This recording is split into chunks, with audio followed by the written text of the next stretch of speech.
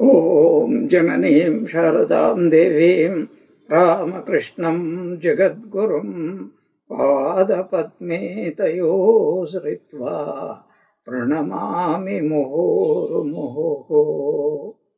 ॐ भद्रं कर्णेभिः शृणुयाम देवाः भद्रं पश्येमाक्षभिर्यजत्राः स्थिरैरङ्गैस्तुष्टुवागुंसस्तनूभिः यशेम देवहितं यदायुः।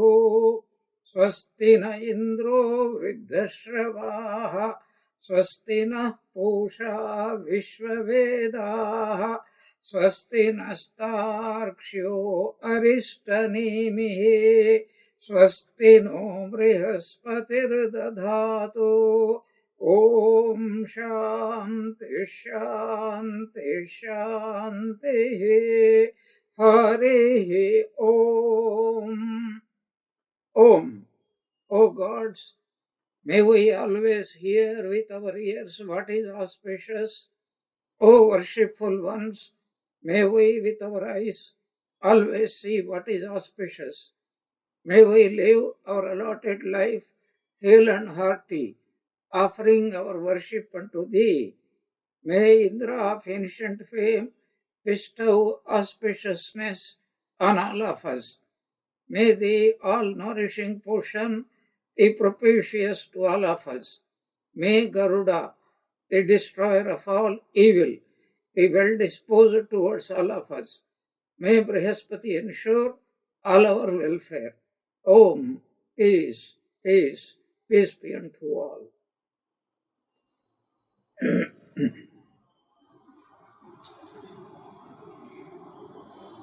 So, in our last class, and we are almost near the end of this, not only Mandukya Upanishad, but Mandukya Karika's, this fourth chapter called Alata Shanti Prakarana. In the 98th Karika, Alabdha Avarnaha Sarve Dharmaha Prakruti Nirmalaha Adau Buddhaha Tatha Tatha Muktaha Buddhyante iti Nayakaha. Gaudapada is summarizing that what Swami Vivekananda had said, that each soul is potentially divine. Now for the time being, we have to remove that word potential. All the souls, each soul is nothing but divine. And that is what he wants to say in Sanskrit, which Swamiji had paraphrased in beautiful, simple English language. Alabdha Avarnaha. This is the 98th Karika. All jivas, here dharmas means all jivas, are ever free from bondage and are pure by nature. That is to say, they are none other than Brahman, Nitya, Shuddha, Buddha, Mukta, Swarupaha. And not only that, Adau Buddhaha, they are ever illumined, Tatha Muktaha, and liberated from the very beginning. That these words are, words always can confuse us. What is the meaning of from the very beginning? From the Brahman's point of view, from the point of view of the supreme reality, there is the words beginning, middle, end, Srishti, Laya, all these things do not apply at all. So only Brahma, not only that, even this usage of the word plural doesn't work here at all. Not even singular. It is we with our body, with our mind, we are talking about this. So each soul is ever illumined and liberated from the very beginning. But still Nayakaha. Here a peculiar word is used. Generally the word Nayaka means a leader. The leader of a political party or an army, a colonel, or a general, or one who leads a debate, a household. So grandfather in the olden days used to be the ruler. Whatever he comes to, decision he comes to, that is the final. All the children have to listen. So Nayakaha means those who are realized souls here. Buddhyante, they know it. And what is the point in it? That we are all, we must have complete faith, Shraddha.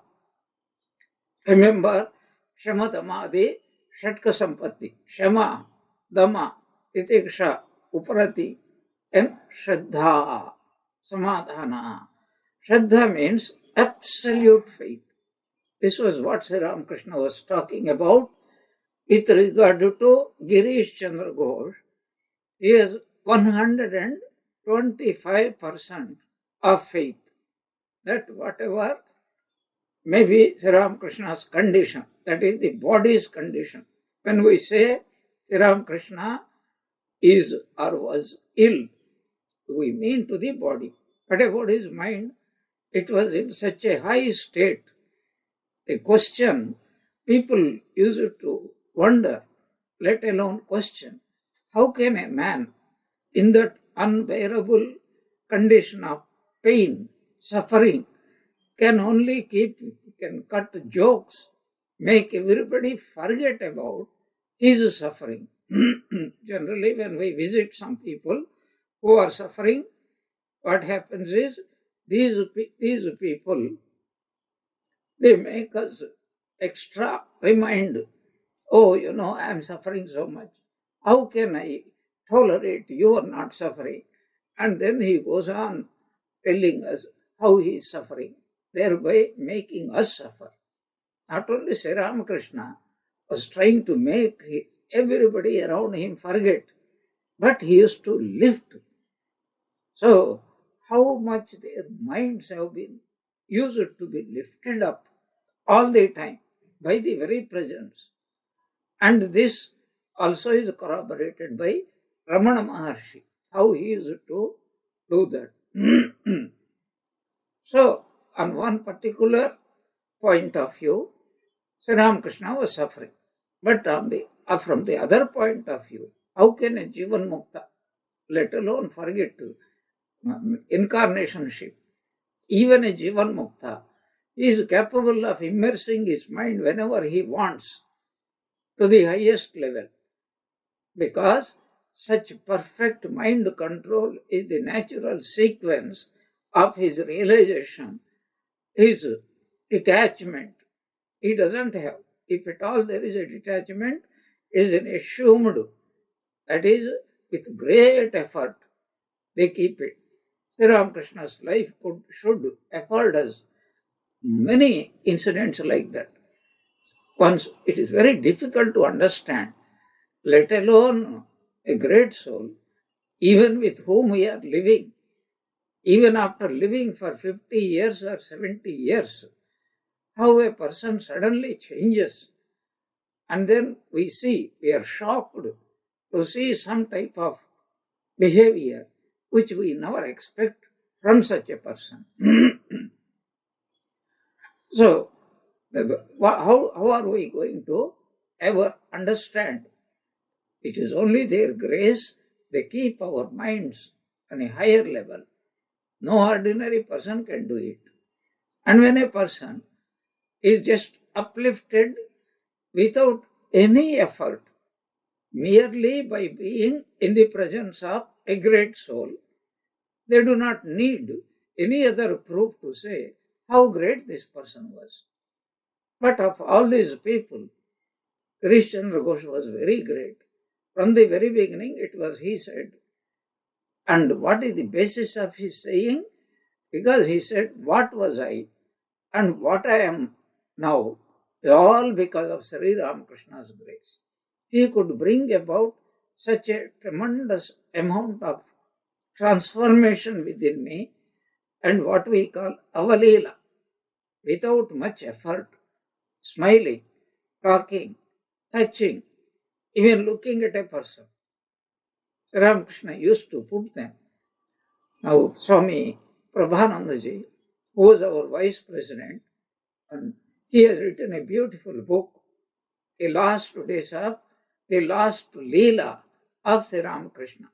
Sri Ramakrishna Antya Leela, describing graphically 7 days at the house of Balaram Basu and some months in the Shampur house, and rest of the time Kasipur garden house. And from page to page, incidents. And this we get at the, what is called Gospel of Sri Ramakrishna also at the very end, at the Kasipur garden house. How Sri Ramakrishna used to uplift. Why are we discussing about Sri Ramakrishna? This is what Gaudapada is struggling to tell us in his own peculiar words. Alabdha avaranaha sarve dharmaha prakruti nirmalaha adau buddha tatha muktaha uddhyante iti nayakaha shuddha nitya shuddha buddha mukta swarupaha sarvam khalvidam brahma. This is not mere statement. It is a eternal fact. But a time will come. If that is our nature, we are going to realize it. So, what is the meaning of jiva? Jiva doesn't mean only the living creature. Everything in this world, there is nothing, no anatma from the viewpoint, but we think there are many things. There is God, and there is the world, and there are people like us, and we divide the world into two, the living and non-living. All these are play of Mahamaya. This is called Vikshepa Shakti. First, Mahamaya has two powers. One is called, it covers up the truth totally, but that is what happens in the deep sleep state. But in the both waking and dream states, she projects, I am XYZ, so and so, and you are different, I am different. I am the mother, you are a child. I am the brother, you are the sister. I am your friend, you are my friend. You are my enemy, I am your enemy, etc., etc. Go on attributing these things. But from the highest point of realization, everything, there is nothing other than Brahman. So we cannot even say only about Jiva, other than Brahman. And Brahman is pure consciousness, nothing else is there. Alabdha avaranaha sarve dharma, especially addressed to earnest spiritual aspirants. Nirmalaha, pure. Pure means uncontaminated. What does uncontaminated mean? As we discussed in our last classes, that impurity means when two objects completely different from each other come and then they are so near to each other, they appear to be affecting each other, that is called impurity. So, we have seen that sugar or salt, when it is put in water or milk, some kind of liquid, then we see only one thing. But the other thing is completely present, but never become one with the water or milk. It is completely separate. That is called purity, Shuddha, Nitya Shuddha. Adav Buddha. So, Nitya Shuddha Buddha and Nitya Mukta all the time. And this is the understanding born of the realization of all those who were sadhakas, who became siddhas, and thereafterwards they know this is not only my realization, but this is everybody's realization. So that was the 98th Karika. And then in our last class, we have come. So why did we discuss 98? This is the same thing is continued in the 99th also. Kramate nahi buddhasya Jnanam dharmeshu tainaha sarve dharmaha tatha jnanam. Up to here. Then na etat buddhena bhashitam. Kramate nahi buddhasya. No object ever can create any impurity. Shuddha. That is what we have seen. Prakruti nirmalaha. That is being explained here. Why? Buddhasya, for an awakened person, kramate nahi. No object is there which can make him feel that he is impure. Or that means it is multiplicity. Dvaitam. Dvaitam means not only duality, but multiplicity. The word Dvaitam is a very important word. So what is the important word here? What is the meaning of Dvaitam? One meaning of Dvaitam is duality. That is, everything in this world can be understood only with the opposite quality. For example, we will never know what is called light until we know what is darkness. They go together. And we will not know what is darkness until we know light. So we will not know what is happiness unless we know what is unhappiness. Of course, the reverse also is absolutely true. So if there is birth, there is a death. If there is birth, there is a growth. And these things are realities which are opposite to each other. They are always changing. And as we said, this is called mithya. Mithya means ever changing, first. Secondly, they are cognized by somebody. Unless they are cognized by somebody, they do not exist. For example, however cold, however hot weather is, when a person is in deep sleep, he will never be able to know whether it is hot or cold. So this is one meaning of the word Dvaitam. The other meaning of the word Dvaitam means multiplicity. I am different. So three types of differences are cognized. I think you should remember them. So one is, and there what is called Vijati Veda. Two completely separate objects. They give the example, two separate trees, apple tree, mango tree.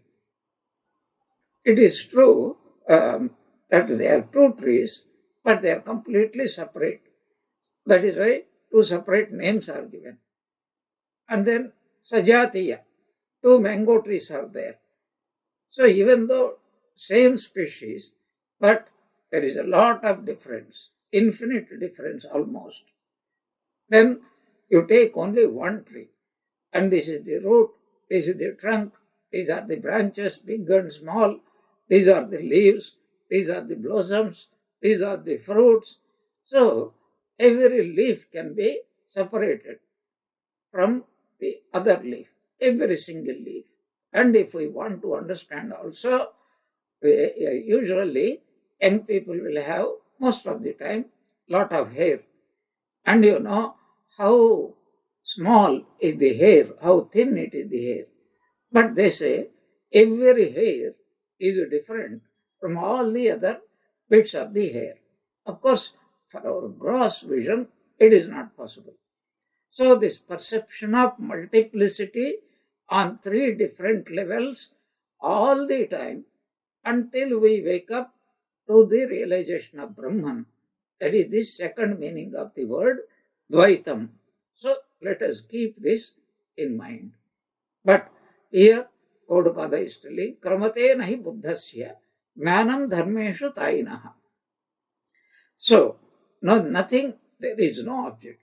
Why is it that an awakened person cannot develop any attachment? And remember, attachment means also, by extension, detachment.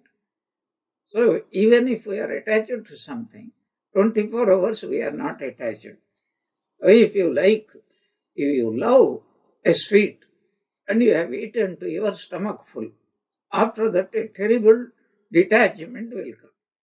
And if your stomach has gone bad and then terrible detachment automatically, naturally will arise. So, attachment, detachment, both are changing all the time. When you are satiated, no attachment. When you are very hungry for a particular thing, there is an attachment is there. So both this play is there. And what is the fundamental principle of Vedanta?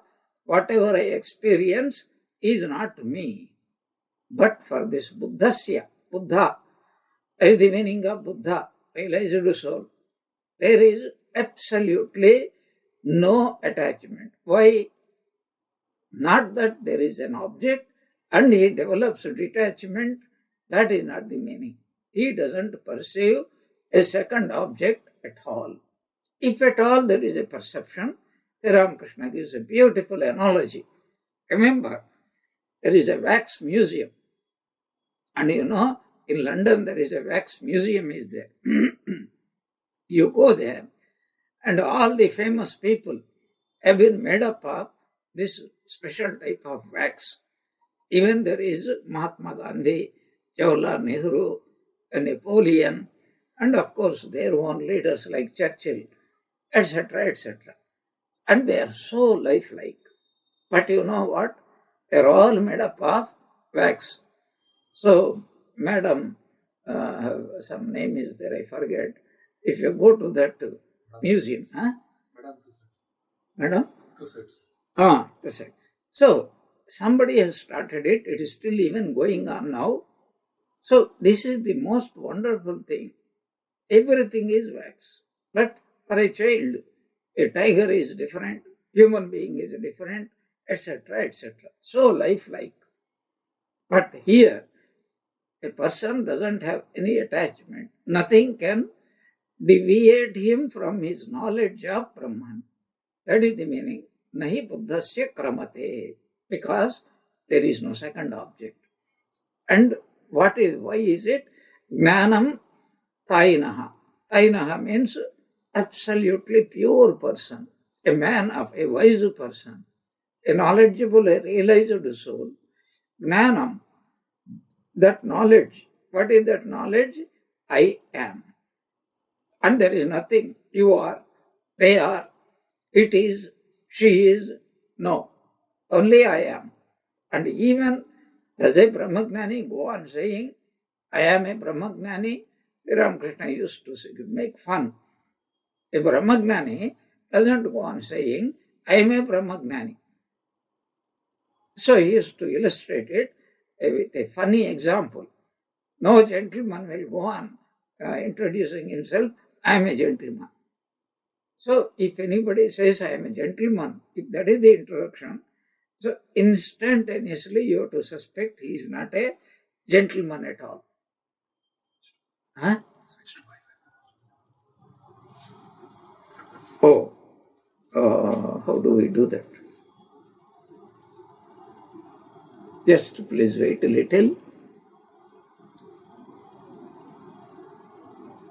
Excel 5. G.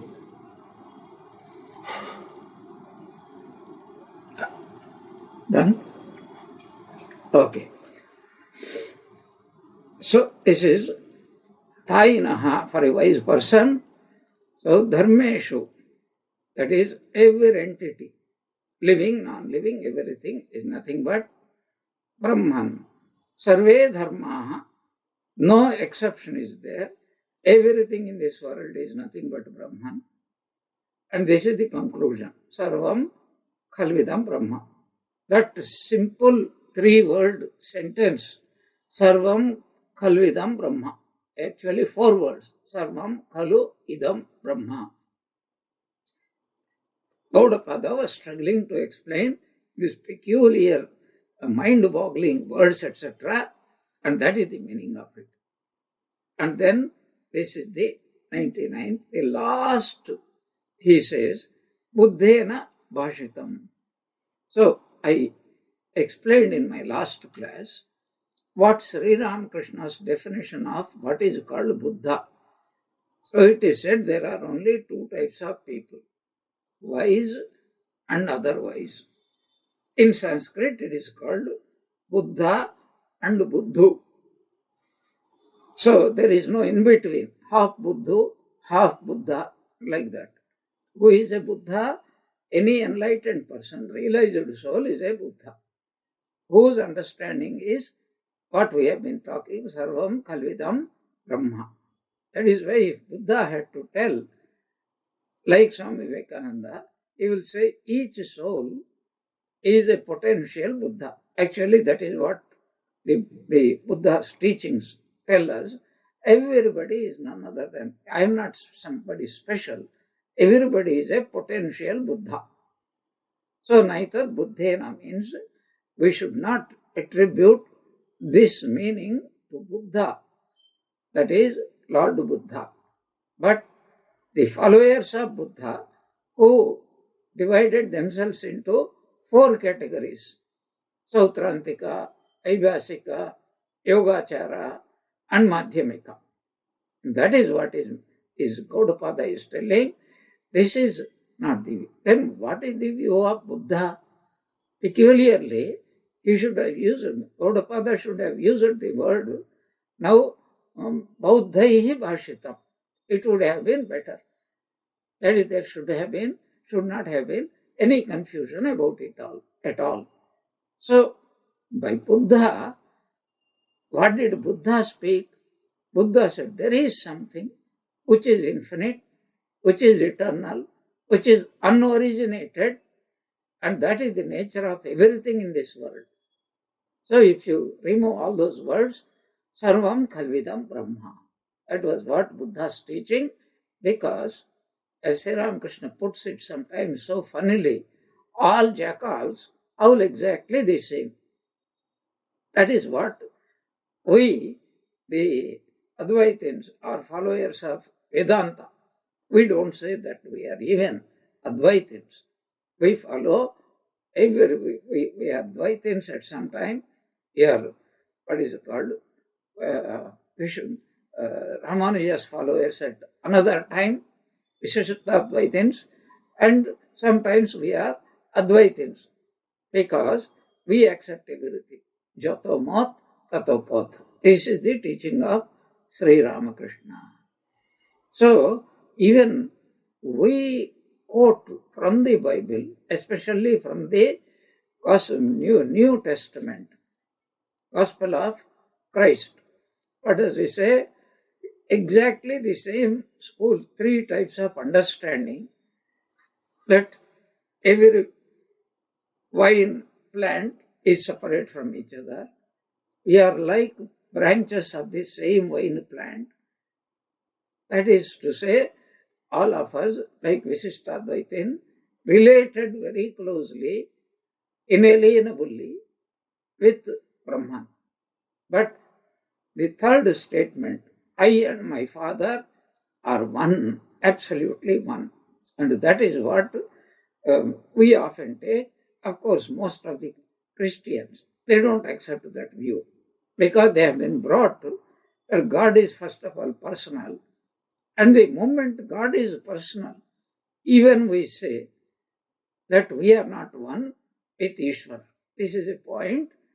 I do not know whether we have discussed this point. Swami Vivekananda gives a beautiful example for this. No jiva, no sadhaka should ever say, I am one with Ishvara. He can say, I am one with Brahman, but not Ishvara. What is the big deal of difference between the statements, 2 statements? I am not Ishvara, but I am Brahman. What is the difference? Is Swami Vivekananda illustrated. Supposing you take clay and make a mouse and an elephant. So as clay, both the mouse and the elephant, since both of them are made of clay, are exactly the same thing. Clay. There is no difference. Clay is clay. But as endowed with name and form, so a mouse and an elephant, they are quite different. Because if you bring that mud elephant and put this mouse under its foot, then this Sakshatkara, Brahma Sakshatkara, is instantaneous.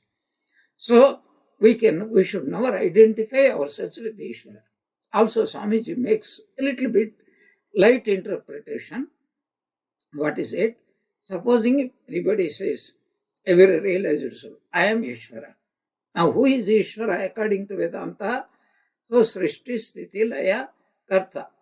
So, he who creates and maintains and then dissolves. So, now, if a Jivatma becomes Ishvara, then different Jivatmas become identified. One Jivatma says, hey Ishvara, I am Ishvara.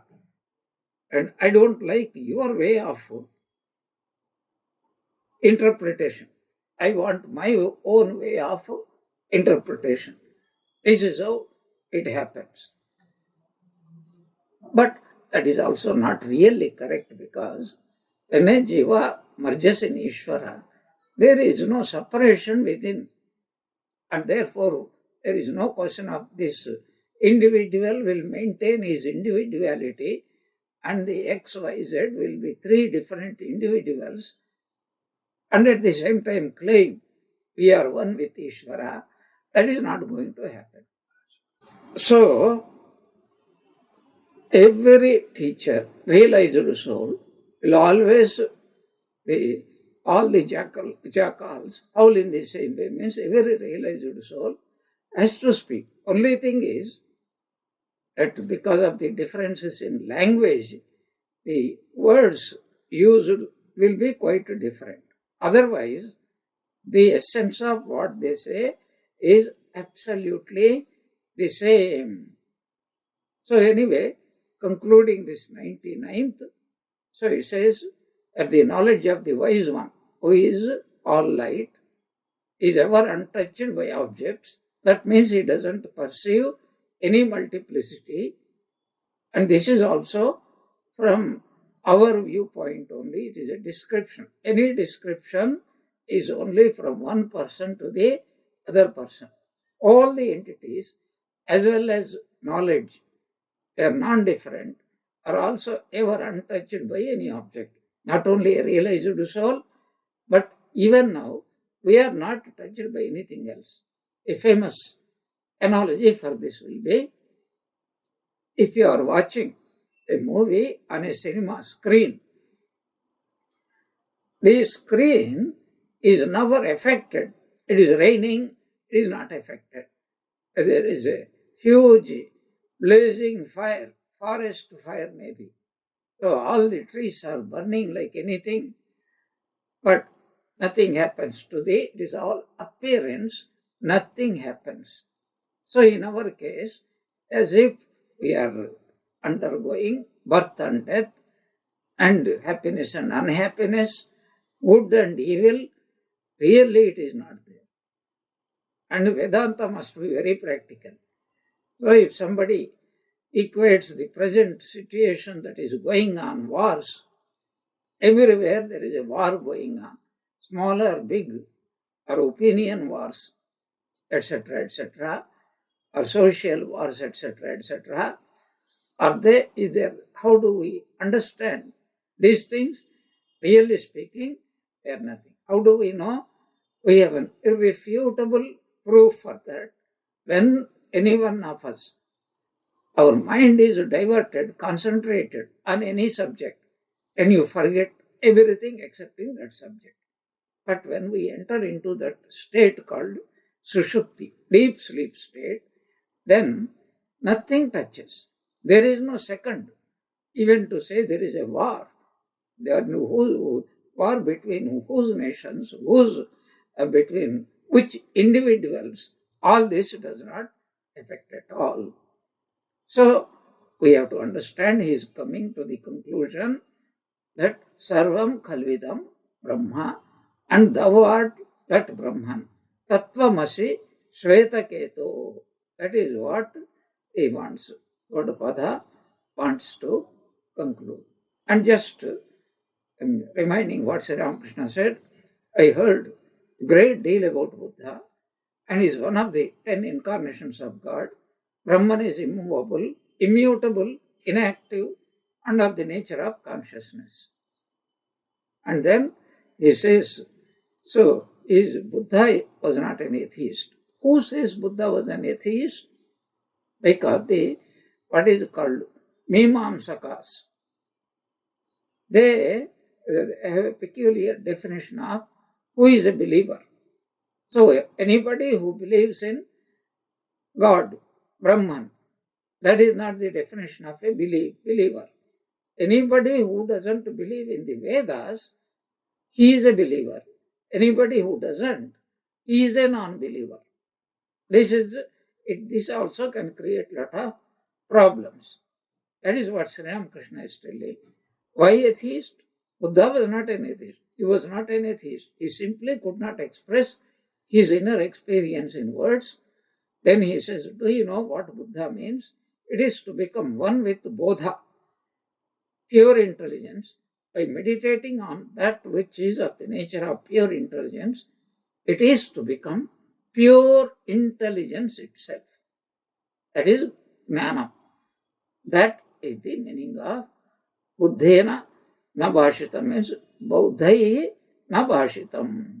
That is these different schools of philosophy, and they have not been able, they are fighting. And as we know, there are 4 schools, main schools of Buddhistic philosophy, and we have discussed about it in this very chapter. While controverting, refuting the views of all these 4 people, Gaudapada has very briefly mentioned. Now the question comes that we are not much enlightened by Gaudapada's explanation of these 4. In fact, he doesn't mention at all what they really believe, excepting very, very briefly. Why is it? Because you must remember, the people to whom he has been teaching these things in those days, in his times, which must be at least 50, 60 years prior to Shankaracharya, then there were people, all these schools were familiar. Also, another point what we require is, so in those days, man is not burdened by so much of overwork. Even when I was a young boy, I was born in a village. So practically 6 or 8 months of a year, there is not much work.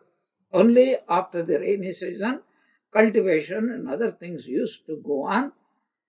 And rest of the time, the farmers, they just go on wasting their time, playing cards, talking politics, sitting under a tamarind tree, etc., etc.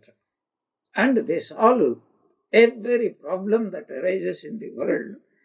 And again, what is the truth? That next evening when they sit for talking, again a new world is born with problems, and again they discuss the problems, and like Tartars who die and go to heaven, every morning they get up and go on hunting for the wild boars. By evening, it's a terrible exertion, they kill some boars and then bring them back and roast them and eat them, go to sleep.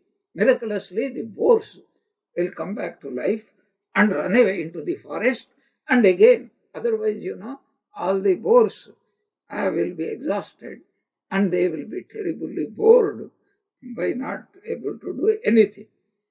So the same thing will be repeated. And that is very useful for us, because until we realize the truth, we also have to go on boring God through our prayers, etc., until it becomes impossible for him to tolerate us and grant us mukti. So just because he wants to be free from us, we have to go on practicing. What is prayer? Boring God to death. That is called prayer. So now Gaudapada is coming to the conclusion. Durdarsham ati gambhiram ajam samyam visharadam buddhva padam a nanatvam namaskurnyo kurmo yathabalam. So this philosophy that I have been trying to express, difficult even to express these things. Only a person must be, even to understand what Einstein's equation is of the theory of relativity, only it is said only 8 people understood, including Einstein. Only 7 other people have understood. But even to understand intellectually, the persons must be almost near Einstein. So here also, only a person who has progressed in spiritual life and practiced austerities, developed all the spiritual qualities, earnestly surrendered himself to God, and then only, even intellectually, it is possible to understand. Then is it a waste of time for all of us? No, because these ideas, as we go on repeating, they become firmly established in our mind. This is what is called injecting ideas into our brains, brainwashing. So that is why Gaudapada is using certain words. What is the first word? Durdarsham. Even for a Pandit, it is impossible. What is the definition of a normal Pandit by Sri Ramakrishna? They are like vultures. So they talk big things. They don't understand. How do we know?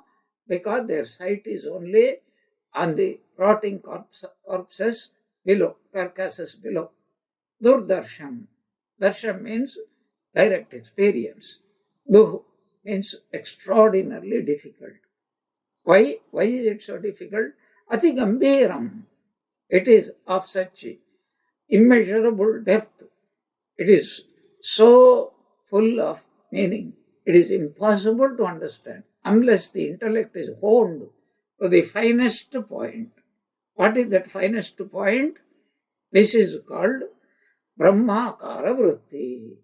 Then only person can understand. What is this that is to be understood? This Advaita. Advaita is not the name of a philosophy. Advaita is another name for Brahman, that which is without any second. Advaitam. So, Ekam, that is only one. Even to use that word Ekam, the people hesitate. So, Ekam eva advitiyam, that is the word they use to deny any, what is called multiplicity. Even to say, oh, there is only one person who can understand. Implicitly, it means there are many people, and most people, none of them are capable of understanding excepting that one person. Even if we use that word one, it means we are indirectly indicating what is called multiplicity, Dvaitam. That is what is meant. Ajam is unborn. It cannot be born. Why? Because birth means change. That which is Nityam can never be changeful. So only Anityam means, one meaning is that it is temporary. That means it is subject to continuous change. Ajam. Samyam. Samyam means it is one. There is no way we can say it is uniform. Infinity means uniform. Visharadam. It is of the highest, what we call knowledge. Visharadam. We have come across this word Visharadam, I think, a few times in this 4th chapter. And that means Brahman. All these words, Durdarsham, Atigambiram, Ajam, Samyam, Visharadam.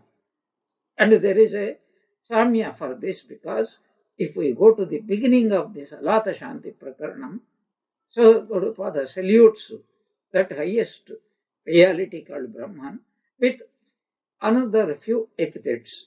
And here he is giving these few epithets. Buddhva means by realizing, not by knowing, but by realizing. So as we discussed, I know a tree, I know XYZ, I am separate, that person is, or that object is separate. No, here Buddhva means I am that. A Padam, Buddhva Padam, that state or status of being one with Brahman. A Nanatvam, where there is no nanatva. Multiplicity is completely absent there. And then he wants to thankfully complete his karikas. Namaskurmo. We, actually he used this plural. Namaskurmo. We salute. Yathabalam means to the best of our ability. Because even when we are doing namaskaram, if 10 people are doing namaskaram to somebody, 10 different ways of expressing their namaskaram can happen. But what is real namaskara? That I do not exist, only you exist. That is the na mama. Nothing belongs to me, including I. I do not belong to my own self. So I can only salute it, yatha balam. Whenever Sri Ramakrishna used to say, Kali, Kali, this is what he says, Namaskurmo yatha balam. Having realized that condition, that is the knowledge of the Supreme Reality, which is extremely difficult to be grasped, profound, birthless, always the same, all light, and free from multiplicity, we salute it as best as we can. With this, the 100th Karika is over.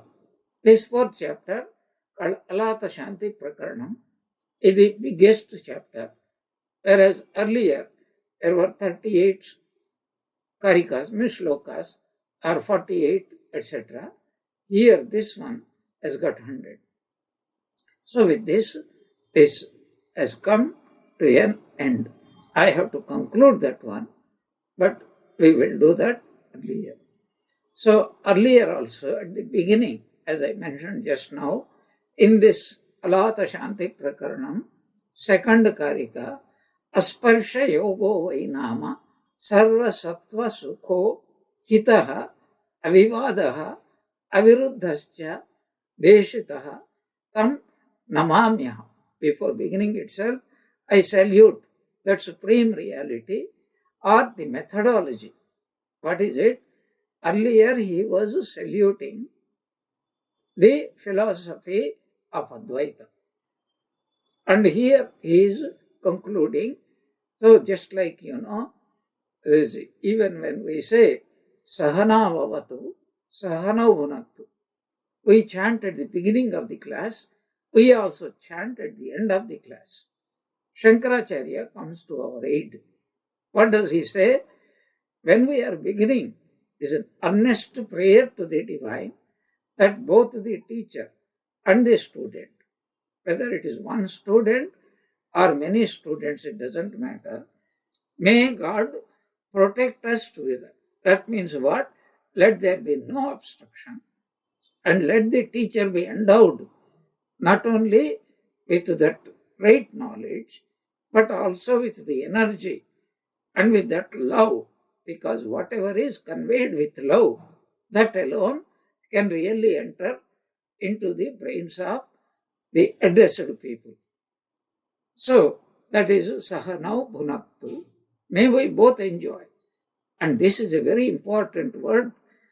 Accordingly, the word Bhunaktu means may we enjoy. So when we are studying this class, I am enjoying, but you also have to enjoy it. Otherwise you say, what is this? You are talking about Brahman all the time, and you may be enjoying, I don't know, but certainly I am holding on with a tremendous willpower. That should not be the idea at all. So, Sahana Bhunaktu. And not only that, Saha Viryam Karavavahe. May the teacher and may the student, the teacher and the taught, both Viryam, that means there must be some effect of this teaching on both the sides. It is a prayer so that God may remove all the obstacles. This is at the beginning. What is at the end? The end is that, O Lord, you heard our prayers, the teaching is successful, I have realized, at least I have understood what it is, and I have no other goal but realizing this truth. by sadhana, etc. Because remember, even if Sri Ramakrishna teaches, that is a tremendous teaching. But at the same time, sometimes Sri Ramakrishna used to touch a person cleverly and then go on removing whatever obstacles are there for the reception of his teaching. But after that, they have to do sadhana. So in the beginning, it is a kind of prayer. It is in the end, it is a thanksgiving. That is what he is telling. What did we see earlier? This yoga is called asparsha yoga. Nothing can really contaminate it. That means there is no second thing. Sarva sattva sukhaha. It gives the highest happiness. 5 kinds of happinesses. What is called? The processed happiness, intellectual happiness, aesthetic happiness, moral happiness, and spiritual happiness. And hitaha. It conduces to the welfare of everybody, whoever hears it, with a modicum at least of sincerity, concentration, and devotion. Avivadaha. There is no controversy at all. This is the highest truth. And aviruddhasya. So, when a person realizes this grand truth taught here called Advaita, another name is, don't forget about the school of philosophy called Advaita. Here Advaita means Brahman. Aviruddha. In his eyes, everybody is a Brahman. There is nobody who is going to oppose him. Even opposition is not a correct word. Perception of duality is called Viruddha. And Deshitaha. This highest teaching has been taught to us. Tam namamyaham. I am saluting both my teacher, who is the representative of Brahman, and through him, Brahman itself. So, asparsha yoga, sarva sattva sukhaha, hitaha, avivadaha, aviruddhaha, deshitaha. Whereas, in this, durdarsham, atigambhiram, ajam, samyam, visharadam, ananatvam. So, with this, the 100th one is over. But in my next class, probably, I will try to complete it. Now, I will let us review the whole thing once more, so that we should be able to complete it once more, just to remind ourselves. Om Jananim Sharadam Devim Ramakrishnam Jagadgurum Padapadme Tayo Sritva Pranamami Muhurmuhu. May Ramakrishna, Holy Mother, and Swami Vivekananda bless us all with bhakti. Jai Ramakrishna.